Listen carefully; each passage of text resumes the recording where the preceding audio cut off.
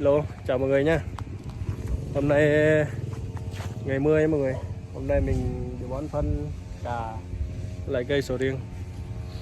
Cà bữa nay chưa chín rồi, còn xanh là cà bữa nay ít tái lắm mọi người. Cây sầu riêng này 3 năm. Chào mọi người nhé. Ok mọi người, hôm nay mình sẽ chỉ mọi người cô dì cho bác đi bón phân nhá. Đấy, thứ nhất mình phải có cái rổ. Đấy, thứ hai mình có đôi tay thật khỏe. Đấy, mình cầm như này, mình để như này nè. Đấy, cái mông mình nó nghiêng nghiêng như này nè. Sau đó mình hãy lấy bàn tay này.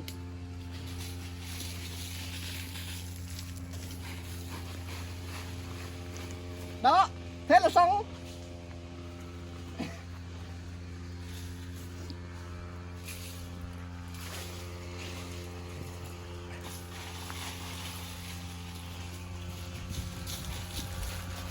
Lúc Đấy, thật là nhanh gọn lẹ.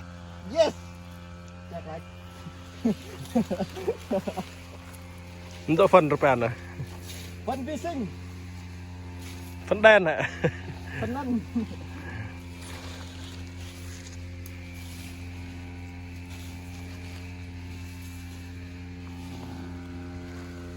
Cây sầu riêng đây mọi người. Cây sầu riêng 3 năm.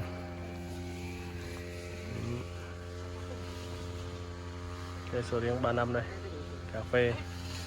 Gần tới mùa cà phê rồi.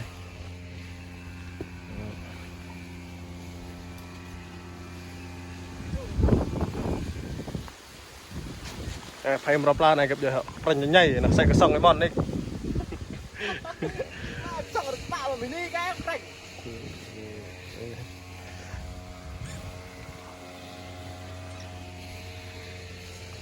Cà phê gần tới mùa cà phê rồi, gặp vui họ từng rồi dần phải phê là xạ là đã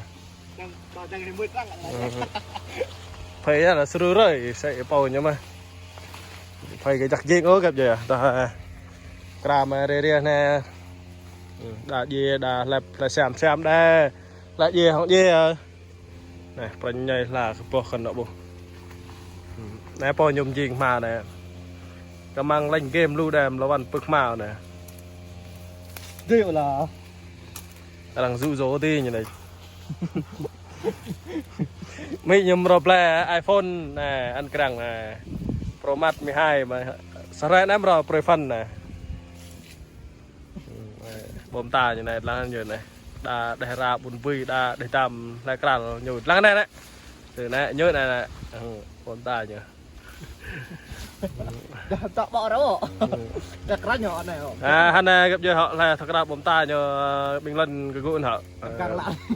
thật lăng như trang iPhone nè nó Pro phân 13 như này. Sao em rồi thật lòng hả nè. Đây nè, chắc gặp dây lưu.